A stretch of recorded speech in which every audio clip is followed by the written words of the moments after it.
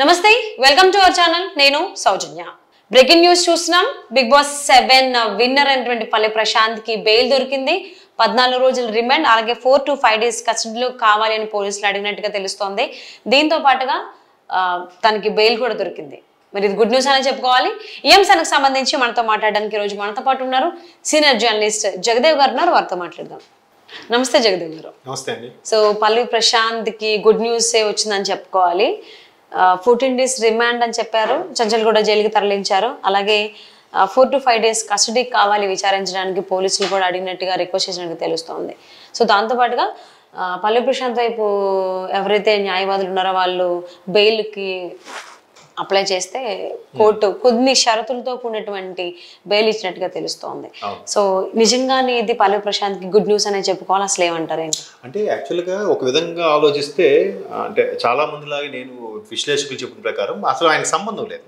ఇప్పుడు బయటకు వచ్చినా కూడా ఆయన కొన్ని విషయాలు కొంతమందిని ప్రభావితం చేస్తారు అనుకుంటే కనుక బెయిల్ ఇవ్వకూడదు అనుకోండి బట్ ప్రభావితం చేసేది అసలు ఆయనకు సంబంధం లేదు బట్ ఆయన ఫ్యాన్స్ అంటూ వచ్చి రబస్ చేశారు బట్ ఇక్కడ మెయిన్ థింగ్ ఏంటంటే పోలీసులు బుజ్జగించి చెప్పినప్పుడు కూడా ఈయన వినకపోవడం వల్ల అనేది మెయిన్ ప్రాబ్లం సో అది దాని మీద వాళ్ళు బేస్ చేసి కేసు పుటప్ చేశారు దాని తర్వాత ఇప్పుడు ఇది చినికి గాలి లాగైంది ఏదో సరదా కోసం ర్యాలీలు గట్రా చేద్దాం అనుకుంటే అది ప్రభుత్వ ఆస్తులు ధ్వంసం అవడము పోలీసుల మీదకి రాళ్ళు రువ్వడము లాఠీ చార్జు తర్వాత కొంతమంది వ్యక్తులకు పబ్లిక్ కూడా ఇబ్బంది పడ్డము మీడియా పర్సన్స్ కూడా ఫ్రాక్చర్ అయిన కాల్ ఒక పర్సన్కి కెమెరామెన్కి సో ఇట్లాంటివన్నీ దృష్టిలో పెట్టుకొని వాళ్ళు ముందు రిమాండ్ విధించారు రిమాండ్ విధించిన తర్వాత ఖచ్చితంగా ఏం జరిగింది అసలు ఎందుకు మీరు చెప్పినా కూడా ఎందుకు వినలేదు అసలు ఈ గేమ్ ఏంటి ఎందుకు ఫ్యాన్స్ కూడా అంతగా రియాక్ట్ అవుతున్నారు లోపల ఏం జరుగుతుంది దాన్ని చూసి వీళ్ళు ఎందుకు అంత ఓన్ చేసుకుంటున్నారు చేసుకోవడం కాకుండా మీ తోటి వ్యక్తులతో పాటు కంటెస్టెంట్లకి ఎందుకు వాళ్ళ ఆస్తులు కూడా ధ్వంసం చేయాలని కానీ వాళ్ళని కొట్టాలని కానీ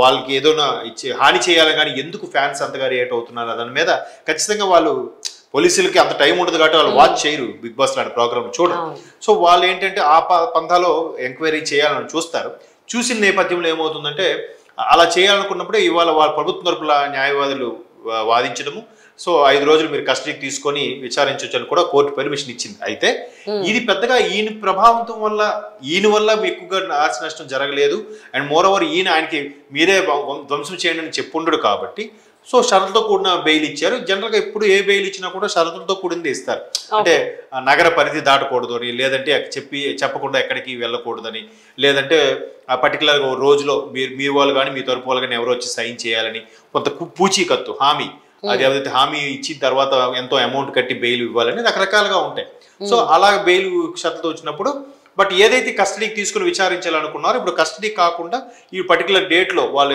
చెప్పినప్పుడు ఆ డేట్లో వెళ్ళి అక్కడ కలిసి ఆయనకి ఖచ్చితంగా వాళ్ళు షరతులతో కూడించిన బెయిల్ కాబట్టి మేము చెప్పిన టైం రావాలి మా కస్టడీకి సహకరించాలని పోలీసులు చెప్పడం మేబీ ఆదివారం పోలీసులు విచారణకి హాజరు కావాలని ఆదేశించారు కాబట్టి ఖచ్చితంగా వెళ్ళాలి వెళ్ళకపోతే మళ్ళీ ఇంకా పెద్ద నేరం కింద పరిగణించబడుతుంది మళ్ళీ ఇష్యూస్ అవుతాయి మళ్ళీ రేపు పొద్దున పూర్తిగా కేసు కొట్టేయాలనుకునే ఉద్దేశం కానీ ఉంటే అప్పుడు మళ్ళీ ఇవన్నీ వెలుగులోకి వస్తాయి కాబట్టి అలా కాకుండా అసలు ఏం జరిగిందని ఎంక్వైరీ చేస్తారు ఈయన చక్కగా సహకరిస్తే ఓకే లేదు మళ్ళీ బిగ్ బాస్ మేనియాతో నేను రైతు బిడ్డని నేను నాకు సంబంధం లేదు అనుకుని మాట్లాడితే కనుక అక్కడ మళ్ళీ వాళ్ళు వేరే విధంగా రియాక్ట్ అయ్యి ఉంటారు బట్ ఇక్కడ నేను ఇలా మాట్లాడినప్పుడు కూడా కొంతమంది ఏమంటున్నారంటే ఇక్కడ ఇతనికి సంబంధం కాదు అసలు మెయిన్ దాన్ని కండక్ట్ చేసింది బిగ్ బాస్ ఎవరైతే ఉన్నారో వాళ్ళని పట్టుకోవాలి హోస్టింగ్ చేసిన నాగార్జున గారిని పట్టుకొని ఎంక్వైరీ చేయాలని రకరకాలుగా వార్తలు వినిపిస్తున్నాయి సో అది కూడా ఒక విధంగా వాస్తవమే ఇప్పుడు మీరు ఎందుకు అంత ఇంపాక్ట్ చేసేలాగా మీరు ఎందుకు ఆ ప్రోగ్రామ్స్ చేయడం దానివల్ల ఇలాగే ఎందుకు ఇది అవ్వడం అండ్ మోర్ ఓవర్ ప్రోగ్రామ్ అయిపోయిన తర్వాత మీరు బయటికి వదలకుండా మీరు అక్కడ 1 day ఉంచుకోనో లేదంటే ఇంకేదో చేయడము లేదా సీక్రెట్గా బయటకు వెళ్ళడమో చేయలేదు ఇప్పుడు పోలీసులు కూడా ఈయన చెప్పారు సార్ మీరు వెనక్ గేట్ నుంచి అయినా వెళ్ళండి అని ఈయన వెళ్ళలేదు సో ఈ అన్నిటి నేపథ్యంలో చూసుకొని ఏం చేశారంటే పోలీసులు ఖచ్చితంగా ఫైల్ పుటప్ చేశారు బట్ ఈయనకి ఫేవర్గా కూడా కొంతమంది పిల్లు వేసే ఛాన్సెస్ ఉన్నాయి ఆయనకేం సంబంధం లేదు ఫ్యాన్స్ వచ్చి రియాక్ట్ అయినంత మాత్రాన ఆయన ఏం చేస్తాడు దానికి ఆయన బాధ్యుడు కాదు కదా అనే విషయంలో కూడా మన సిపిఐ నారాయణ లాంటి ప్రముఖులు కూడా హైకోర్టులో పిలివేసే అవకాశం ఉంది మధ్యంతర బెయిల్ కోసం కానీ మధ్యంతర ఉత్తర్వుల కోసం కానీ సో అది ఏం జరుగుతుందో చూద్దాం బట్ ఇదైతే పోలీసులు విచారణకి రావాలని కోరారు విచారణకు వచ్చిన తర్వాత ఒక్కొక్కటిగా వెలికి తీసే అవకాశం ఉంది ఇలా ఒక విధంగా పోలీసులు చేయడం కూడా మంచిదే ఎందుకంటే ప్రజలు బాగానే ఉంటారు ఇట్లాంటి సెలబ్రిటీలు బాగానే ఉంటారు కానీ మధ్యలో వాళ్ళు నలిగిపోతూ ఉంటారు ఆ రోజు వేకుజాను 2-3 వరకు కూడా వాళ్ళు అందరినీ చెల్లాచెదరు చేసి అందరినీ తరిమి కొట్టి చేసే వరకు ఎర్లీ అవర్స్ 2-3 అయింది. నిద్రలు ఉండవు. వాళ్ళకి ఫ్యామిలీలు ఉంటాయి. ఎంతకని సఫర్ అవుతారు చెప్పండి. అల్టిమేట్గా వాళ్ళు మళ్ళీ వాళ్ళకే దెబ్బలు, వాళ్ళకే అందరూ కామెంట్స్ చేస్తూ ఉంటారు. సో ఇవన్నీ దృష్టిలో పెట్టుకొని వాళ్ళు కేసు పుటప్ చేశారు, రిమాండ్లోకి తీసుకున్నారు. లక్కీగా ఆయనకి బెయిల్ వచ్చింది అనుకోవాలి. సో ఇప్పుడు చూద్దాం, ఈ గ్యాప్లో ఆయన బెయిల్ వచ్చింది కాబట్టి నాగార్జున గారిని కలుస్తారా లేదా బిగ్ బాస్ మేనేజ్మెంట్ని కలుస్తారో చూద్దాం. దాన్ని బట్టి ఫర్దర్గా ఏముంటుంది, పోలీసులు ఎలివెంట్ రియాక్షన్ తీసుకుంటారో అనేది కూడా తెలుస్తుంది. బట్ పోలీసులు ఇలా రియాక్షన్ తీసుకోవడం వల్ల నేను సెలబ్రిటీ నాకేం కాదులే అనుకునే వాళ్ళకి మాత్రం ఇది ఒక చెంపపెట్టు లాంటిది ఒక విధంగా. సో కొంచెం అలర్ట్ అవుతారు, ఎవరినైనా వదలట్లేదురా, వాళ్ళు కొంచెం లా అండ్ ఆర్డర్ విషయంలో ఉన్నప్పుడు జాగ్రత్తగా ఉండదు. దట్టు కొత్త ప్రభుత్వం, కొత్తగా ఛార్జ్ తీసుకున్న వాళ్ళు ఉన్నారు, కమిషనర్, డీజీపీ నుంచి కమిషనర్ అందరూ కూడా. సో వాళ్ళందరూ కూడా వాళ్ళ మార్కు చూపించుకోవాలనుకుంటారు కదా. సో ఎంత కంట్రోల్గా ఉంది, సిటీ ఎంత కంట్రోల్లో ఉందనే ఉద్దేశం చూపించుకోవాలి కాబట్టి ఖచ్చితంగా వీళ్ళందరూ మరి కొంచెం ఎఫెక్టివ్గా పనిచేస్తారనిపిస్తుంది. బట్ ప్రశాంత్ ఒక విధంగా అమాయకుడే. బట్ ఈయన ద్వారా మిగతా వాళ్ళని కూడా లాగి హెచ్చరించి మళ్ళీ ఫర్దర్గా ఇలాంటి ప్రోగ్రామ్స్ జరగకూడదు, ఒకవేళ జరిగినా దానికి తగ్గ జాగ్రత్తలు తీసుకునేలాగే ప్రయత్నం చేసేలాగా పోలీసులు తీరైతే కనిపిస్తుంది. ఒక విధంగా అది మంచిదే. పిచ్చి ఉండొచ్చు కానీ పిచ్చా ఉండకూడదు కదా అట్లా. అంటే జగదేవ్ గారు ఇక్కడ డౌట్ ఏంటంటే యాక్చువల్లీ ఈ కేసు అనేది వేరెవరూ పెట్టలేదు, పోలీస్ డిపార్ట్మెంట్ వాళ్ళే పెట్టడం జరిగింది. సజ్జనార్ గారు కేసు ఫైల్ చేశారు పల్లవి ప్రశాంత్ పైన. మరి అంత ఈజీగా ఈ కేసు నుంచి పల్లవి ప్రశాంత్ బయటకు వచ్చేటువంటి అవకాశాలు ఉన్నాయనుకోవచ్చు. అదే అండి, ఇప్పుడు రేపు ఆదివారం నుంచి ఇన్వెస్టిగేషన్కి వెళ్ళిన తర్వాత ఆ కస్టడీలో తీసుకుని విచారిస్తారు. ఏంటి అసలు ఏంటి ప్రోగ్రామ్, ఎలా ఉంటుంది, ఎందుకు మీరు ఓన్గా రియాక్ట్ అవుతారా, లోపల నామినేషన్స్ ఏవైతే చేశారో మీరుగా నామినేషన్ చేశారా, లేదా దీనికి ఒక స్క్రిప్ట్ ఉంటుందా, డైరెక్ట్ లోపల జరిగిన దానికి ఇప్పుడు మొన్న రాత్రి జరిగినటువంటి ప్రభుత్వ ఆస్తుల విధ్వంసానికి అసలు సంబంధం లేదు కదా. సో బిగ్ బాస్ షో సంబంధించి ఎందుకు అడుగుతారంటారు? అంటే సంబంధం లేకపోవడం కదా, సంబంధం ఉంది. ఎందుకంటే ఆ రోజు మీరు ఆ విజువల్స్ చూసినట్టయితే ఎవరైతే లోపల పల్లవి ప్రశాంత్ మీద పోటీగా నిలబడ్డారో, ఎవరైతే పల్లవి ప్రశాంత్కి నామినేట్ చేశారో వాళ్ళందరినీ కూడా ఇబ్బంది పెట్టారు. ఈయనతో పాటు పోటీగా ఉన్న కంటెస్టెంట్లు ఎవరైతే ఉన్నారో, శోభ గానీ, అమర్దీప్ గానీ, ప్రియాంక గానీ, వీళ్ళందరినీ కూడా ఇబ్బంది పెట్టారు. సో అంటే పరోక్షంగా ఇబ్బంది పెట్టారు. అంటే అర్థం ఏంటి, అక్కడ నామినేట్ చేసింది అది పర్సనల్గా తీసుకున్నారా, లేకపోతే ఈయన అగ్రెసివ్గా మాట్లాడడం వల్ల మీరు ప్రతిసారి ఈయన బరాబరని మాట్లాడుతూ ఫ్యాన్స్ మీరందరూ నాకు గెలిపించారు, నాకే గెలిపించండి, నాకు అవకాశం ఇవ్వండి, ఈ రైతు బిడ్డకి చూసుకోండి అన్నట్టు మాట్లాడారు కదా. అక్కడ మరి రెస్పాన్సిబుల్ తీసుకున్నప్పుడు బయటకు వచ్చినప్పుడు కూడా రెస్పాన్సిబుల్ తీసుకోవాలి. అది కూడా ఒక వాదం ఉంది.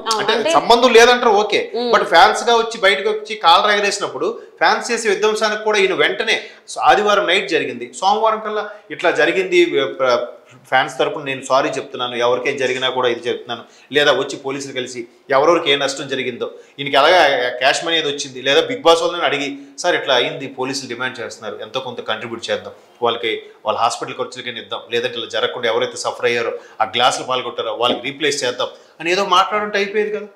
ఈ లోగో సోషల్ మీడియాలో కూడా నేషనల్ శాటిలైట్ ఛానల్లో కూడా పల్లవి ప్రశాంత్ కనబడడం లేదు, తలదాచుకున్నాడని ఇన్ని వార్తలు వచ్చిన తర్వాత బుధవారం ఆయన వీడియో పెట్టాడు ఎక్కడ ఉన్నానని.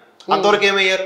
కనీసం ఆయన చూడకపోతే టీవీ ఛానల్ కానీ సోషల్ మీడియా కానీ అతని మిత్రులు, సన్నిహితులు, బంధువులు ఎవరో చూసి చెప్పాలి కదా, అన్నా నీ గురించి ఇలాగ వస్తుంది, ఒకసారి ఏంటి ఇవ్వాలంటే మేబీ ఇంకెవరు డైరెక్ట్ చేశారేమో, ఏం కాదు నువ్వు సైలెంట్ కూరుకో, నీ దగ్గరకు వస్తే మేము చూసుకుంటామని చెప్పి మీ బిగ్ బాస్ వాళ్ళు కానీ వేరే పెద్ద మనుషులు కానీ ఎవరైనా సజెషన్ ఇచ్చారేమో, అందుకే నేను సైలెంట్గా ఊరుకున్నాడేమో. ఈ రకరకాల యాంగిల్స్ ఉంటాయి కదా. సో ఈ రకరకాల యాంగిల్స్ని కూడా రేపు ఆదివారం జరగబోయే ఏదైతే కస్టడీకి తీసుకుంటాం అనుకున్నారు దానికి ఆదివారం నుంచి ఒక్కొక్కటి ఎంక్వైరీ చేసి లాగుతారు. ఎందుకు మీరు రెస్పాండ్ అవ్వలేదు, 2 రోజులు ఏమయ్యారు, ఇక్కడ ఆల్రెడీ ఏదవుతుంది సజ్జనార్ గారి స్టేట్మెంట్ కూడా మీడియాలో వైరల్ అయింది కదా. అప్పుడైనా అంటే చిన్న చితక వ్యక్తి కూడా కాదు కదా సజ్జనార్ గారు అంటే, ఐపీఎస్ పర్సన్, పోలీసులో సుపీరియర్ అధికారి, అతను కేసు చేసి ఇలా మాట్లాడుతున్నప్పుడు కూడా ఈయన స్పందించలేదేంటి? పోనీ ఆయన తరపులైనా పల్లవి ప్రశాంత్ తరపులైనా స్పందించారు కదా, స్పందిస్తే ఇంతవరకు వచ్చేది కాదేమో.